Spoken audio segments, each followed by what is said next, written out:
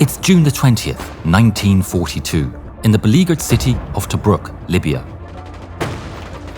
Job Maseko and a fellow soldier of the 2nd South African Infantry Division hurry back to the field hospital carrying yet another wounded soldier on a stretcher. Whistles of incoming bombs terrorize the city, and shocks of exploding ordnance reverberate through the rubble-filled streets. The fighting is intense in the edge of the city. Infantry and tanks clash amongst a rain of artillery. The Allies are fighting tooth and nail to keep out the Germans, but it's not successful. The Germans keep pushing the Allied lines back, capturing their ammunition depots and forcing them out of their bunkers. It's complete chaos. Most of the defenses have already fallen, and fighting takes over the city streets. Between it all, Maseko and his partner face an impossible choice. With a number of wounded rising by the minute, they have to decide who to take to the hospital and who to leave behind. With almost no time to think, they pick a soldier that they believe has good odds to survive, put him on the stretcher, and then run back for the field hospital as the bomb decimates a building just 1 block over.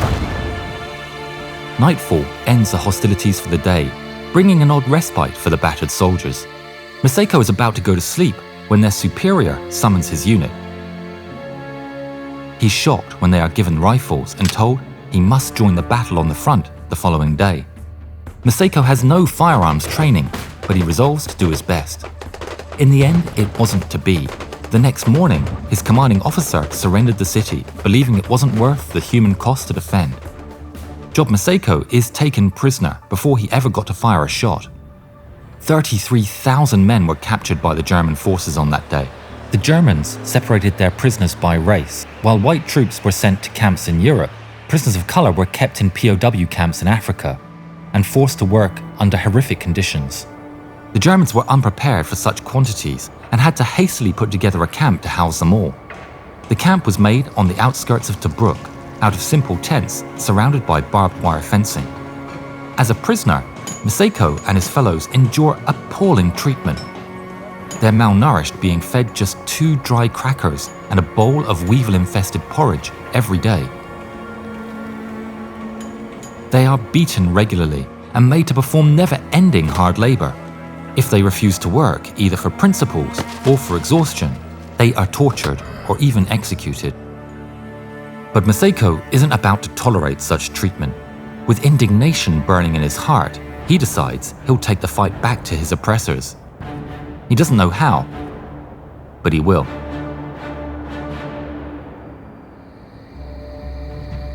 One night he joins a small band of escapees. The haphazard construction of camp has left it full of holes, and the overstretched guards can't keep a good hold on the prisoners, so escapes in search of food are relatively common. But the prisoners can't make a run for it, as they don't know where the Allied lines are, and they aren't prepared to take on the brutal desert of North Africa, so escaping altogether was out of the question. Instead, they loot the destroyed buildings, searching for some half-decent food or anything else that's useful. The group of men are exiting one of the many ruined homes when Maseko spots a cartridge on the ground. Curious, he takes it and pulls the bullet out, revealing a bundle of cordite. In that moment, he gets an idea. Before the war, he used to work at a mining company. He wasn't a miner, but he got to be around explosives and picked up a thing or two. Applying this knowledge, he realizes that he needs something like a resealable tin can, which is conveniently a popular way to store foods in the army. With this idea burning in his mind, he says goodbye to his fellows and sets off to the edges of Tobruk, where the fiercest fighting took place. Scouring the streets, it doesn't take him long before he finds his can discarded on the side of the road. Then he spends the rest of the night searching for unfired cartridges.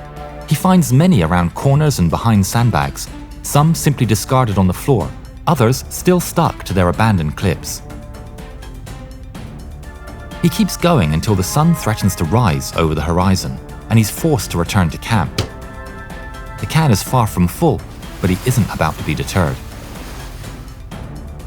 He escapes every single following night, searching the streets while operating with barely any sleep at all. But it does bear fruit. After days of tireless work and emptying more than 1,000 individual cartridges, Maseko has his bomb. And that's not all. During his search, he's also sourced matches from a destroyed corner store and 2 long strands of fuse in abandoned Allied emplacements. He's exceedingly happy. It's almost too perfect. But he understands that sourcing the materials was the easy part. Now he has to use it. For the next week he ponders. He considers detonating an ammunition storage, but realizes one is too small to make a difference. His next thought is a supply truck, but also dismisses the idea, reasoning that the trucks have mostly food, and if he was to destroy it, the first ones to starve would be the prisoners. And so the bomb sat, hidden away in a ruined building near the camp, wasting away without a target. That is, until his captors gave him one on a silver platter. The 19th of July, he and a bunch of his fellow prisoners are rounded up and escorted out of the camp without explanation. They are brought to Tobruk docks and ordered to unload a German freighter. Maseko is quietly ecstatic. This is perfect. He doesn't have the device on him, but he doesn't miss a chance to scout. The group are made to unload crates of weapons and ammunition one by one. The watchful guards keep eyes on them the whole time. Maseko doesn't like it. It's beginning to look impossible to plant the device unseen. They finish the unloading and are swiftly ordered to load up again with new cargo. While leaving the crates inside the hold, he realizes he isn't being watched anymore.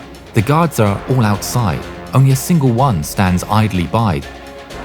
Now this is more like it. Next time, it's his chance. He carries the bomb in his army haversack, which the guards have allowed him to keep. His heart is racing, but he acts natural. And by some miracle, the guards completely ignore his bag the entire way to the docks. They arrive, and a bunch of petrol drums and jerry cans sitting on the dock immediately catch Job's eye. Was that the cargo for today? He really hoped so. They get to work, and he nonchalantly leaves his bag on board. He's sweating bullets the whole day, just waiting for a guard to discover it, but no call ever comes. The work continues throughout the afternoon, and loading begins. To his relief, the petrol is brought on board.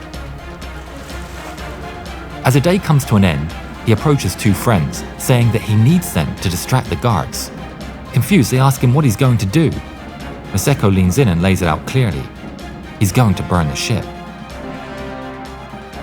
Agreeing with the plan, the 2 men approach the single guard on board and make small talk while Maseko helps load the last of the cargo. His fellow prisoners leave him alone in the hold, and he quickly sets to work. He retrieves the bomb and the fuse, sticks the fuse in the can, and plants it between the drums of gasoline. Then he takes a handful of straw from the vegetable crates, covers the can with it, and to top it off, he douses the whole thing in gasoline with one of the jerry cans. Looking over his shoulder, his friends are standing right between him and the guard. Perfect. He gets the fuse as close to the hatch as he can and sets it alight. Maseko casually closes the hatch behind him, and the guards were none the wiser. He calmly joins everyone else as the officers round up the men and herd them back to camp. Maseko waits, expectant, prepared to hear the explosion behind him at any moment, but nothing happens. They arrive back at the camp, and Maseko is devastated. He stands on a corner of the camp, staring blankly in the direction of the docks, wondering where everything went wrong. But then, a boom snaps him from his thoughts. He stares in disbelief as a column of black smoke rises into the evening sky. The plan had worked. The next morning, the prisoners are interrogated, but none of them are suspected of sabotage. Instead, they're questioned about smoking in the ship. The prisoners, of course, hadn't, and the cause of the explosion remained a mystery for the Germans. The ship sunk in the dock with all its cargo, but perhaps most importantly, it was being used to ferry cargo back and forth between Tobruk and bigger freighters that were too large for the docks. Its destruction permanently slowed the movement of goods through the port city for the duration of the German occupation. one more logistical headache for the Africa Korps to deal with, all thanks to one man and a tin can. Job Maseko wouldn't be done either. Days later, during one of his now routine escapes, he managed to repair a radio, which he used to learn about the Battle of Al Alamein.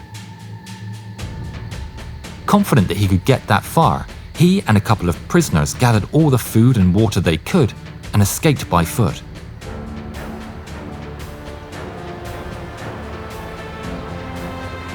They would successfully reach Allied lines 20 days later. Back in the army, he was reassigned as a stretcher bearer and continued to serve throughout the war. He received proper firearms training and took up arms in battle several times. Surviving the war, he would be given the military medal for his brave actions in sinking the freighter. But sadly, none of the commendations would translate to a better life after the war. He returned to his hometown in South Africa with a miserable pension to thank him for his service, receiving only 40% of the pension of the white soldiers. Job Maseko would live in poverty, working as a local policeman, and tragically, he passed away in 1952 in an accident at a train station, aged just 30 years old.